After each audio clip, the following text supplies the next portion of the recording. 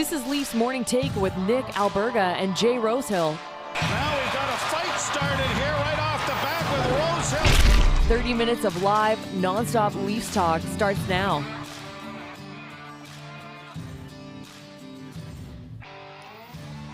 It is another measuring stick game for the Maple Leafs as they get set to host the Colorado Avalanche tonight at Scotiabank Arena, presented by PointsBet Canada. It's the Wednesday edition of Leafs Morning Take. Nick Alberga with you. Jay Rosehill, as you can see, not here today, working his firefighting job. But don't fret, 3 Hits with Rosie is coming up in about 5 minutes from now.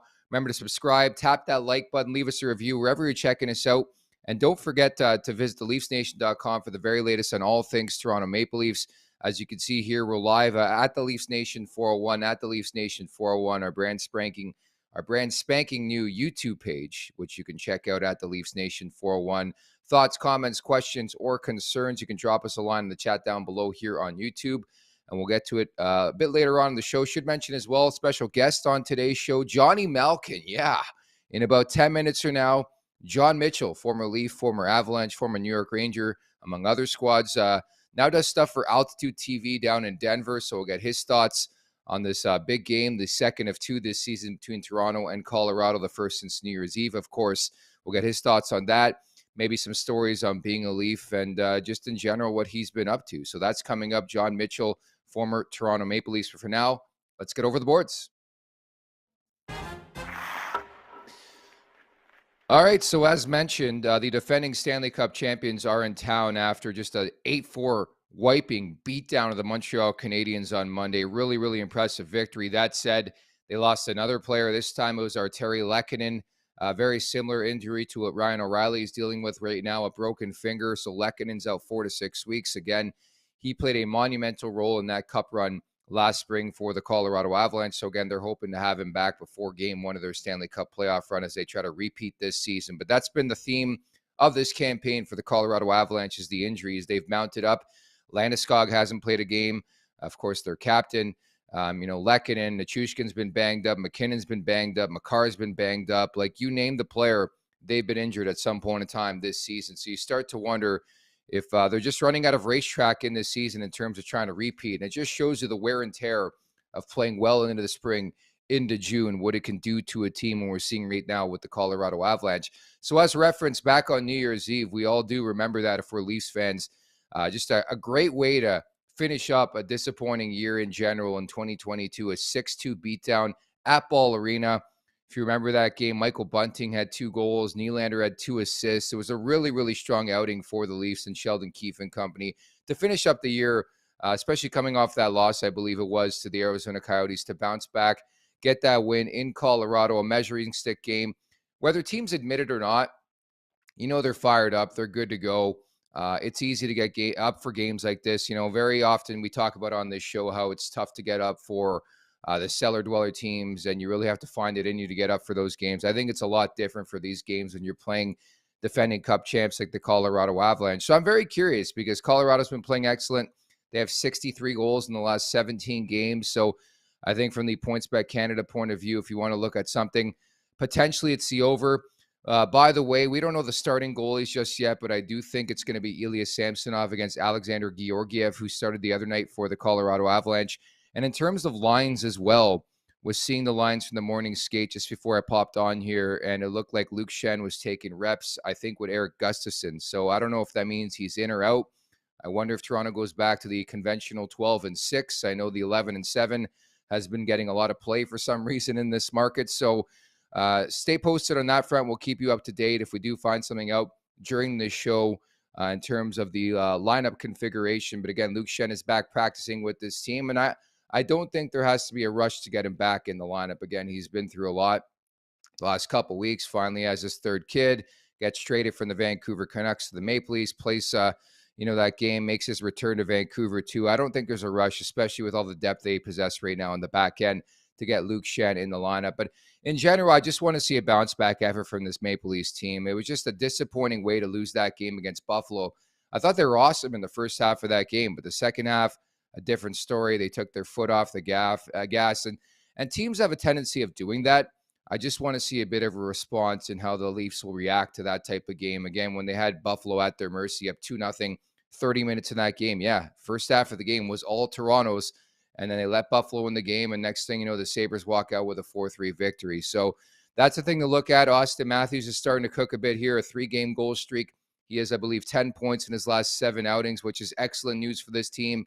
Mitch Marner, can he rack up another multi-point effort? You know, these big boys love playing the big boys. And with Nathan MacKinnon in town, what he's been doing as of late, you know that's going to fire up Matthews, Marner, Nylander, and company to do their thing. Not to mention Mikko Rantanen.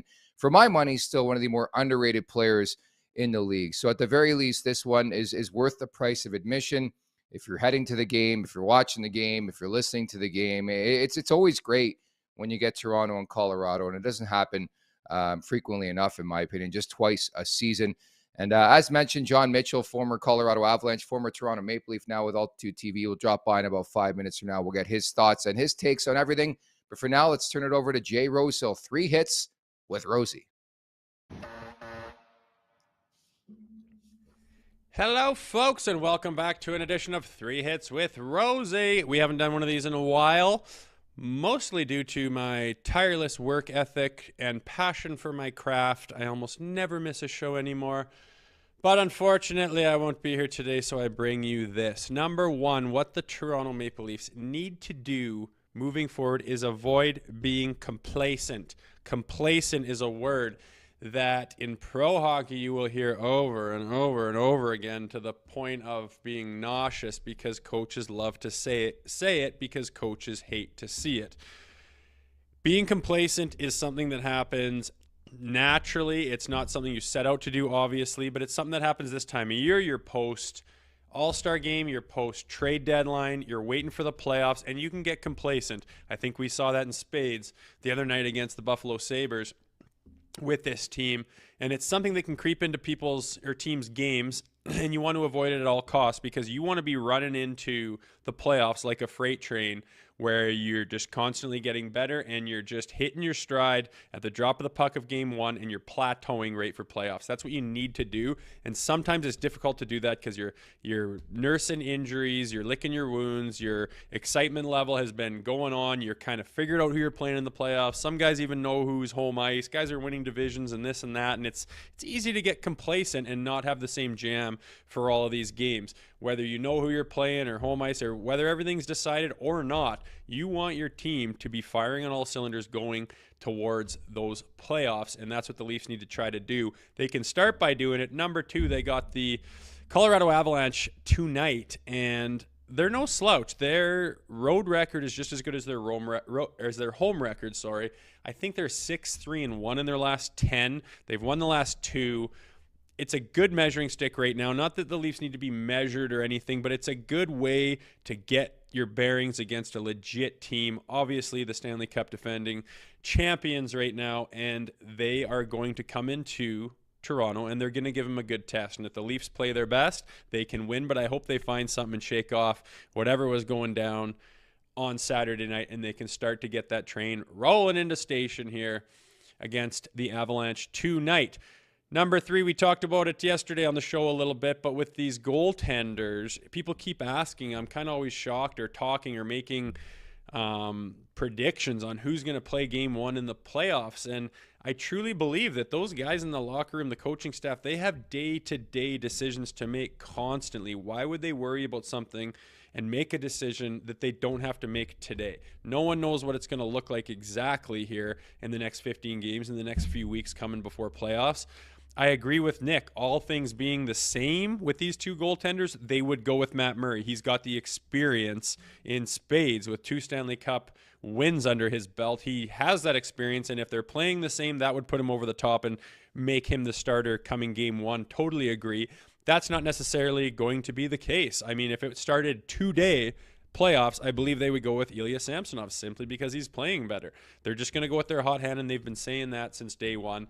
And that is not a problem. That is not an issue. That is not a confusing thing. That's a luxury that this team has because they have 2 capable goaltenders. They don't have a number 1. So many other teams have that number 1, and that's great. And whether their number 1 is fantastic or not, they know that if he goes down or starts to lose it, they don't really have any other options, and the Maple Leafs do. And again, I don't think they're going to make that decision on who's starting in the playoffs until the week of, the couple days before the playoffs. That's my prediction.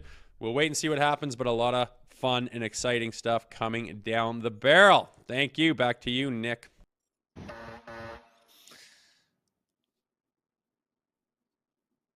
Oh, yes, the one and only Jay Rosehill giving us 3 hits with Rosie here, not available for today's show, and looking forward to the Stanley Cup playoffs, looking forward to this game against the Colorado Avalanche. And I love the word complacency in that conversation as we welcome in today's guest, former Leaf, former Avalanche, now an analyst with Altitude TV.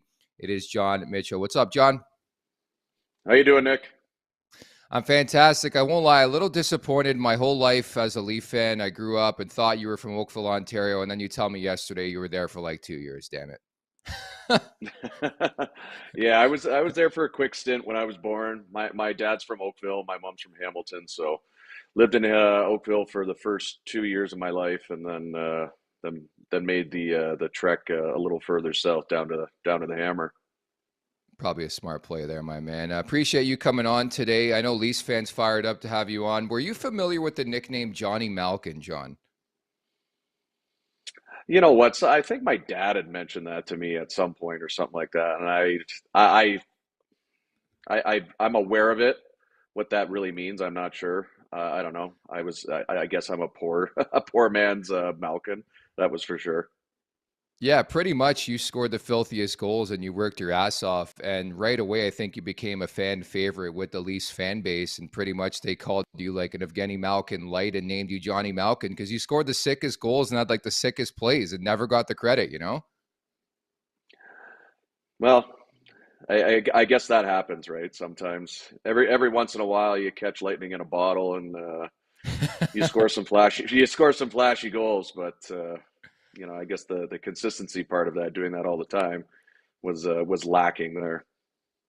I love the modesty. And of course, now you're covering the Colorado Avalanche for Altitude TV. And what a team to cover. What an era to be covering the Colorado Avalanche. Well, what's it been like covering this team?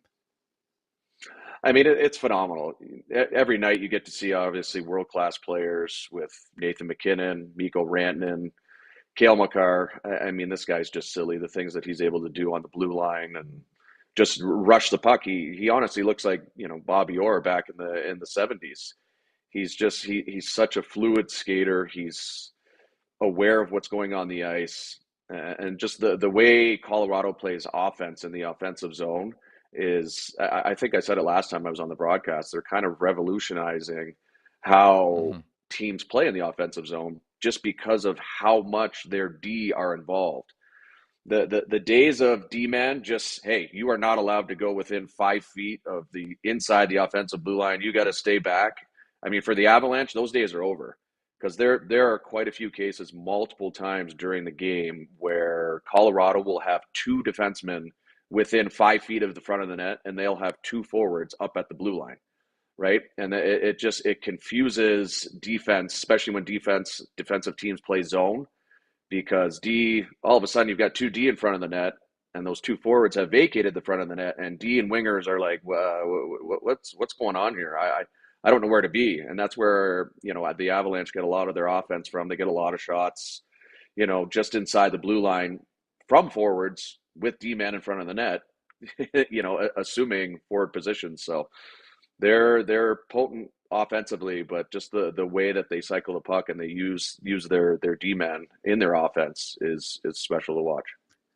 What's the feeling around the Avalanche team right now? Obviously, we know how difficult it is to repeat. We know how banged up this team is. Gabe Landeskog hasn't played a game this season. Then you lose Arturi Lehkonen, makes his revenge return to the Bell Center, scores 2 in 1, then promptly leaves that game, breaks his finger. It just never seems like we'll be able to get like the full belief or feel of this Colorado team with everybody in that lineup, sadly.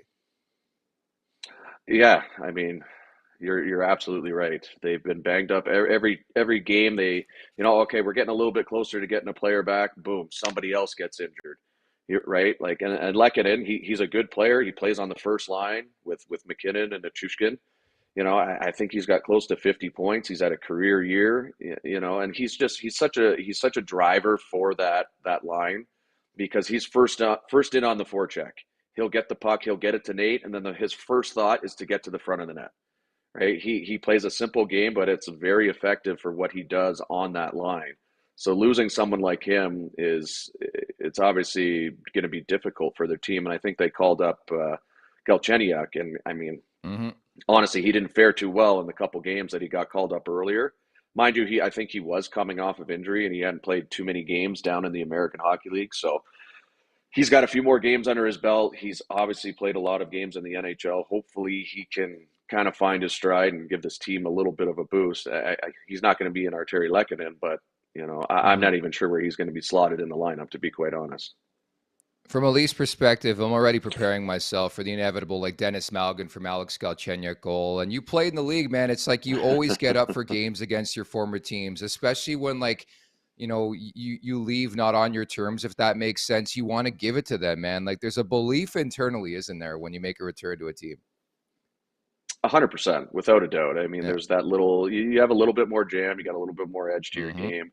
And a lot of times for, good players that are third, fourth line guys, you're not leaving on your terms. You're getting shipped out, whether you like it or not. So yeah, there's a little revenge aspect to that. And I mean, let's be honest, anytime you're coming into Toronto to play a game, whether you play for that team or not, that's an exciting place to play and be at. So yeah, you best believe that those two guys will be looking to get on the score sheet or, have a big impact in the game at some point. You just know it's happening. So I'm happy you brought up Arturi Lehkonen. To me, this was not like the steal of last year's deadline, but I just love the placement with that roster. And Joe Sakic, I think that was a very under the radar move. Like Ivan Barbashev is a guy with Vegas who I think can do the very same thing that Lehkonen did with Colorado. He's sort of a Swiss Army knife. So I ask you this. I know you're tied in with the Leafs perspective. You watch some of their games as well. Is there a player on that roster right now that you can identify and say, hey, he can bring a lot of what Lehkonen brought to Colorado last year? Are you referring to like the Leafs roster? Yeah, like a Kerfoot. Like we've talked about Kerfoot being that guy. Is there a couple guys on that roster that you look at that say, hey, they can elevate to play to that level? Well, I mean, I obviously Ryan O'Reilly is a huge Hmm. component. Unfortunately, he breaks his finger, but I mean, he was playing really Yeah. well, and you'll have him for the playoffs, and he's a proven playoff stud. So we let's not even talk about him.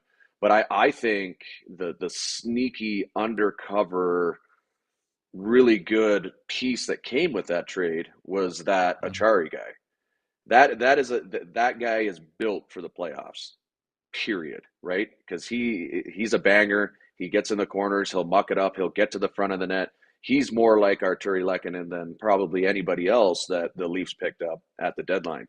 And I love that trade. When I saw that they got Factor, I was like, oh, that's great. And then when I heard that they threw in Achari at the same time, I'm like, wow, that's a phenomenal trade to get both of those players because Toronto needs somebody like him in their lineup. Kerfoot, he's a good player, but at the same time, he's a smaller player. You need a big body. You need somebody that's willing to bang, get to the front of the net, muck it up, all that kind of stuff. And I feel like Noel Acciari is a great asset for that Toronto Maple Leafs team going into the playoffs. Where do you stand in that conversation? Obviously, you saw it firsthand with Colorado last year. Like the Manson pickup was unbelievable. Like I think you need that grit factor, that pugnacity, like to quote Brian Burke, like you need that sort of factor in the playoffs, or I think you run the risk of being bullied out of town. Like where do you stand in that conversation? Because as you know, we can talk all we want about Mitch Marner having an unbelievable year, Matthews scoring goals, but we know it's just going to be so tight come the Stanley Cup playoffs, right?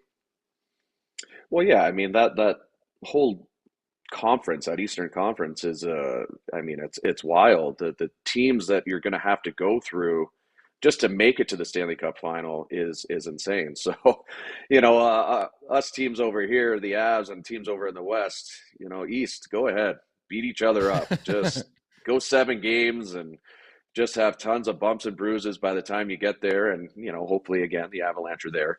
But yeah, it'll certainly be interesting, but you need that grit factor in the playoffs. I understand that the game is moving away from having, big burly dudes that, can only, crash and bang and they don't have a lot of skill or whatever. But at the end of the day, in the playoffs, you need to have a little bit of a bully on your team, some intimidation factor.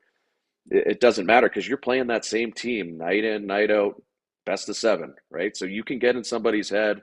Guys are going to start hearing footsteps. D-man are going to be like, oh, this guy's right on my butt again. Like, here we go. He's just going to run me over. And I don't care who you are. You do not like getting run over time in, time out, game after game, game after game. That gets tiresome big time.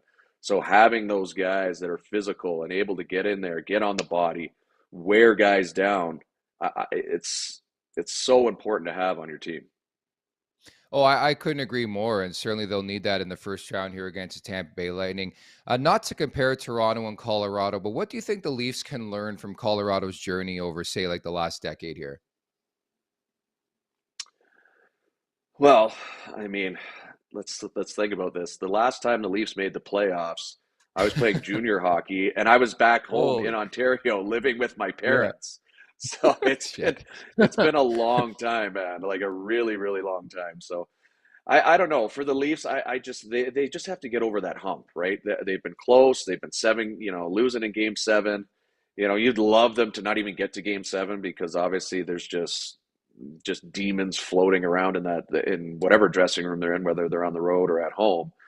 So you'd like to see them not even get to that game seven. But for the Leafs, I just think it's important that they make some trades like they did. They've kind of pushed their chips all in, and so have some other Hmm. teams in the East, which is kind of crazy that many teams in the East are throwing a lot of chips in the pot there, and let's see what happens. But for the Leafs, I just think that they've made the right moves at the deadline. Kyle Dubas, he's done everything that I believe he can to solidify this team and make them a playoff team. Now it's on the players at this point. It's not the coaching staff, it's not the GM. Those guys have all done their job. The coaching staff, they've implemented whatever type of style that they want to play. Now it's 100% on the players to come up, show up, bring tenacity, bring that edge, all that stuff.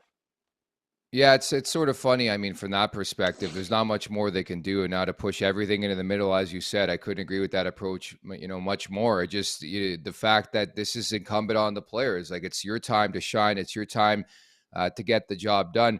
I was just curious to get like sort of the perception from like the Colorado point of view when it comes to the Leafs. As you know, back on New Year's Eve, what a way to ring out 2022 for Toronto. They pull out a 6-2 win. Bunting scores 2 goals in that game. What's the perception around Toronto, like out of market? I asked RA from Spit and Chicklets this when I had him on a couple months ago, like what's the perception? Do Bruins fans take the Leafs seriously? Like, do Avalanche fans like talk about the Leafs? Does anybody in that market care about the Leafs? Uh, In all honesty, you don't hear too much about the Leafs here. I mean, Yeah. Colorado is they're a tight knit group. This fan base, there's not a team an hour flight away. Every team that you want to play is a 2 hour flight. So the Colorado fans, they're in their own little bubble, and they stay here and they watch the Avs.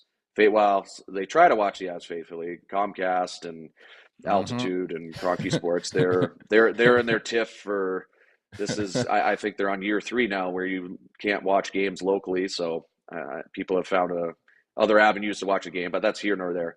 So I don't believe that the Avs fans, they're not looking at Toronto being like, oh, Toronto, they're this, they're that. They don't think about that. I mean, just because I believe it's because they're in the East and they're over there. They're kind of out of sight, out of mind. Yeah. So we worry Yeah. about our teams over here, the Minnesota Wilds, the Vegases, the Winnipegs, the Dallases. Those are the teams that we worry about, and eventually in the playoffs, if it comes down to it, then I think this fan base will look at Toronto and be like, all right, let's see where they're at. It's very true. Everything is built on the success in the Stanley Cup playoffs, and of course the Avalanche win last year. And you even look back, even pre-deadline, the conversation in the West was all about Colorado, all about Edmonton. But LA's been outstanding lately. I know Minnesota lost Kaprizov, but they've been really, really good as of late. The Dallas Stars, I think people are sleeping on that team as well. So it should be a lot of fun to see if the Colorado Avalanche can repeat. Just a couple more on your sort of playing days. Like, what did it mean to you as a local product to be a Toronto Maple Leaf? And is anything stick out from your time as a Maple Leaf that makes you laugh or makes you like just reminisce? Well, yeah, I grew up obviously Oakville, Hamilton, so I grew up watching the Leafs. That was the only team I could watch. I don't believe there was any NHL package when I was growing up, and if there was, we certainly didn't have it or could afford it. So the only games I ever watched were the Maple Leafs, watching Dougie Gilmour, watching Wendell Clark at Maple Leaf Gardens. I went to one Maple Leaf game when I was a kid, sitting up in the nosebleeds at Maple Leaf Gardens and going to the bathroom, and just I remember the troughs being in there and Yeah. all that kind of stuff. So that was always a memory for whatever reason that I have, because I was like, what are we peeing in here, Dad? But so I have those fond memories, and then obviously being drafted by them was very special, and that was a treat, and it was in Nashville. And I'll tell you a quick story. We were Yeah, after the please. draft, each team has a suite, that obviously wraps around the rink. And so we went up to the suite, and, Pat Quinn was up there. George Armstrong was up there. It was pretty cool. And my Uncle Bob was there with my cousin, his son. And my Uncle Bob, he was a huge Leafs fan. He grew up just outside of Toronto his whole life when he was young. And he, would tell me stories how he would take all his players' cards and go down to Maple Leaf Gardens on Saturday mornings and get guys to sign them and whatnot. So when he was in the suite, he was obviously in heaven. And he got a picture with Pat Quinn beside him, George Armstrong, on the other side, and then my little Uncle Bob in between. I think the top of his head made it to their shoulders or whatever. And he actually had a good buddy that worked for the Toronto Sun, I believe. And so my Mhm. Uncle Bob was in a picture on the front page of the Sports with those two guys. So he kind of cherishes that moment. So I was, it's pretty cool that I was able to have my uncle there for that. And then my parents were obviously there. And I think, what was it? Wayne Gretzky, he was there with Arizona, and he was a couple suites Yeah. down, and we're just sitting there, and all of a sudden my mom out of nowhere just starts yelling, Wayne, Wayne, Wayne. And I was like, what is she doing? And then sure enough, she's yelling at Wayne Gretzky, hey, can I get a picture? Can I get a picture? So I have a picture in my Maple Leafs jersey that I got obviously on draft day with Wayne Gretzky in the well, Wow. the Arizona Coyotes suite now. So I've got a cool picture with Wayne. And so just those little memories. And I played 3 years in the minors for the Marlies. I played their inaugural season there. So that was kind of fun to be a part of that. And I played 3 full years there, and I didn't know where my career was going to go. I never got called up once, so I was just like, ugh, like I was on the fence. Do I re-sign? Do I go to Europe or whatever? But I'm really happy that I stuck with it, and I re-signed, and I was able to make the Leafs that next year. Had a decent NHL career after that. So, but just yeah, it was obviously a very special moment, and a special time for me to be able to play in Toronto and play for my hometown team that I grew up watching. I could safely say we loved you here. We loved having you on the show today. Appreciate your time. Looking forward to tonight's game and hopefully a long run for both teams. Okay. Oh, 100%. Thanks for having me, Nick. I appreciate it. Anytime. That's the one and only John Mitchell, former Leaf, former Avalanche, now with the Altitude TV, and giving some great insight behind the scenes. Like I think it's so cool when players are from the area. They get to live out their childhood dream. Like, is there not a better feeling, especially when you're drafted by that team as well? So great insight from John Mitchell dropping by here on the show. So great to have him on, and again covering the Colorado Avalanche these days. For now, let's go over to the PointsBet Canada chat. A couple other news and notes as well I wanted to bring up. Matthew Nyes, what a stud. He wins the Big Ten Player of the Year. Can't wait to potentially see him in a Maple Leafs uniform coming up. My big question mark, what's he going to do number-wise if he does sign with the Leafs? Is there a watch involved? Nick Robertson, how much does he want to give up that number? Kyle Dubas also saying that Ryan O'Reilly will return before the Stanley Cup playoffs, saying that at the GM meetings yesterday. Busy chat, people loving Johnny Malkin. Justin Dickens writing in, yeah, Justin, this is our new spot for our live show, so you're going to find every live show here at the Leafs Nation 401 if you haven't hit the like button and subscribe just yet. What's up, Mr. 5893 coming in hot today. Timmy, how's it going, buddy? Corey Parrish writes in, I thought that was a really fascinating answer as well about Noel Acciari. Corey writes in, Acciari and McCabe and Shannon O'Reilly for sure underrated pieces, because to me that's the big question with the Leafs. Like, for the most part, you know what you're going to get from the big boys. It's like, who can be that X factor player? Very similar again to what Arturi Lehkonen brought to the Colorado Avalanche last spring. And I love the Acciari answer. I think he can be that type of player. I do think Alex Kerfoot can be an X factor. Just get him off the schneid. Maybe a Kerfoot goal tonight in a revenge look against the Colorado Avalanche would be fantastic. I can't pronounce his handle. Honkatompalope. I probably got it wrong. But John Mitchell, number 39, Leafs legend. I could not agree more. He also writes, David Kampf is the Leafs' most underrated player. I like that look too. David Kampf's another guy, man. Like you have that feeling he can score that big time goal for you. So I'm looking forward. A lot of trough conversation as well. Yeah, I'll be honest. Like I'm 33.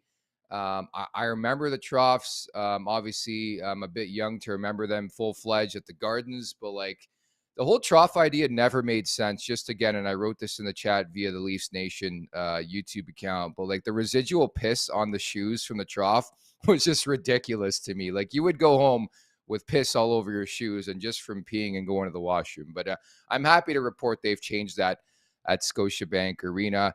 And again, a lot of people big fans of the John Mitchell interview. So really, really appreciate that. Love all the input here in the community the past couple weeks post deadline as we get set for the stretch drive at the Stanley Cup playoffs. And looking forward to this game tonight. Again, a measuring stick game.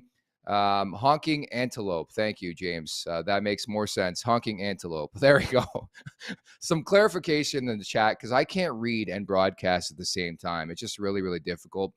And the font is kind of small, but I appreciate you clearing that up, James. Honking antelope. There you go. Love it. Book it. So again, looking forward to this Toronto-Colorado game. Should mention Rosie's going to be back tomorrow. Also a programming note. We won't be with you on Friday. So no show on Friday. Again, we'll be back on Monday. We will be with you tomorrow. As promised earlier in the week, Jackie Redmond of the NHL Network, of WWE, of TNT is going to be by. We're going to get her thoughts. Of course, a big-time Toronto Maple Leafs fan.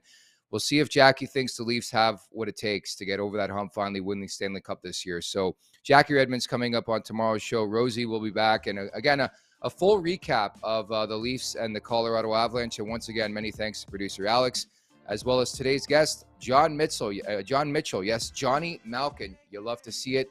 You love to hear it. I'm Nick Alberga. Thanks so much for listening and watching. Take care.